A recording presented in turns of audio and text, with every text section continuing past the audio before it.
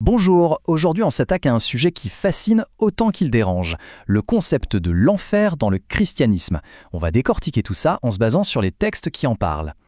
C'est sans doute l'une des questions les plus fondamentales que l'humanité se pose. Qu'est-ce qui nous attend après ? Eh bien, les sources qu'on explore aujourd'hui proposent une réponse bien précise à cette interrogation universelle. Alors, voici notre plan de route. On va commencer par définir ce qu'est l'enfer, ensuite on se demandera pourquoi il existerait, après ça on verra qui, d'après ses écrits, y serait destiné, et pour finir on illustrera tout ça avec une parabole très parlante, celle du parachute. C'est parti! Bon, première chose à faire, mettons-nous d'accord sur les termes. Quand on parle de l'enfer dans ce contexte, de quoi parle-t-on exactement ? D'après les textes, la définition repose sur deux idées principales. D'un côté, un châtiment qui est à la fois conscient et sans fin, de l'autre, et c'est peut-être le plus terrible, une séparation complète et définitive d'avec Dieu. C'est vraiment le cœur de la doctrine. Pour décrire cet état, les textes bibliques utilisent des images très fortes, très symboliques. On parle de feu qui ne s'éteint jamais, de ténèbres extérieures, d'un lieu où il y a des pleurs et des grincements de dents. Toutes ces métaphores visent à dépeindre une souffrance profonde et une rupture totale. Et là, on arrive à la grande question, celle qui fâche un peu. Si Dieu est amour, comment l'enfer peut-il exister ? Eh bien, les sources n'y voient pas une contradiction, mais plutôt la conséquence de deux facettes de la nature divine qui coexistent. Et ce tableau l'illustre parfaitement. D'un côté, on a la justice parfaite de Dieu, qui implique que le mal ne peut pas rester impuni. De l'autre, on a son amour parfait, qui offre une porte de sortie, une possibilité de grâce. L'enfer, dans cette logique, serait donc ce qui arrive lorsque cette offre de miséricorde est refusée. D'accord. Alors, si on suit ce raisonnement, la question suivante est logique. Qui est concerné par ce jugement ? La réponse donnée par les textes est assez surprenante.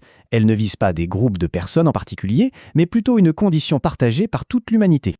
L'idée de base ici, c'est que par rapport à un standard de perfection absolue, personne n'est à la hauteur. Personne. C'est cet état d'imperfection, cette distance, que les textes nomment le péché. Cette citation de Thomas Brooks est assez percutante, non ? Elle dit en substance que, de ce point de vue, même être quelqu'un de bien selon nos critères humains, ça ne suffit pas à régler le problème de fond face à la sainteté absolue de Dieu. Le point crucial, en fait, c'est que certaines actions sont vues comme des symptômes de cette rupture fondamentale. Des textes comme celui de l'Apocalypse listent des comportements, comme le mensonge ou la corruption, comme des preuves de cette séparation d'avec Dieu. Pour essayer de rendre tout ça plus concret, il y a une analogie très connue, popularisée par un certain Ray Comfort. C'est la parabole du parachute. Elle permet de mieux comprendre la logique derrière tout ce message. L'analogie part d'un constat simple. On prend une loi morale, comme les 10 commandements. Question. Qui n'a jamais menti, ne serait-ce qu'une fois ? D'après cette norme, tout le monde est donc coupable. Et un juge juste ne peut pas juste dire « Ah, c'est pas grave ». La justice exige une conséquence. Et c'est là que l'image devient vraiment puissante. Cette conséquence, ce jugement est comparé à une situation dramatique. Être dans un avion, en pleine chute libre, sur le point de s'écraser. Dans cette situation désespérée, si quelqu'un vous tend un parachute, est-ce que vous allez commencer à vous plaindre qu'il n'est pas à votre goût ou que les sangles sont mal ajustées ? Bien sûr que non. Face à une mort certaine, la seule chose logique à faire, c'est de le prendre. Et voilà la clé de l'analogie. L'avion qui s'écrase, c'est la conséquence du péché. Le parachute, c'est la solution, le salut offert par Dieu. Et le fait de mettre le parachute, c'est simplement accepter ce cadeau, cette grâce. Ce n'est pas quelque chose qu'on peut mériter.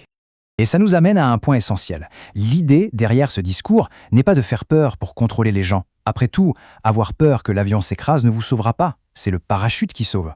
L'avertissement sur le crash sert uniquement à montrer à quel point on a besoin du parachute. C'est exactement ce que cette citation d'Art Katz exprime. Parfois, la chose la plus aimante à faire, ce n'est pas de dire des paroles douces, mais de donner un avertissement clair et direct, même s'il est difficile à entendre. C'est comme crier à quelqu'un de faire attention avant qu'il ne se fasse heurter par une voiture. Finalement, les sources nous laissent avec cette question paradoxale. Faut-il voir la doctrine de l'enfer comme une terrible menace, ou est-ce qu'au contraire, la toile de fond sombre qui est nécessaire pour comprendre toute la portée et l'urgence d'un message qui se présente, avant tout, comme une offre de sauvetage et une expression d'amour ? La question reste ouverte.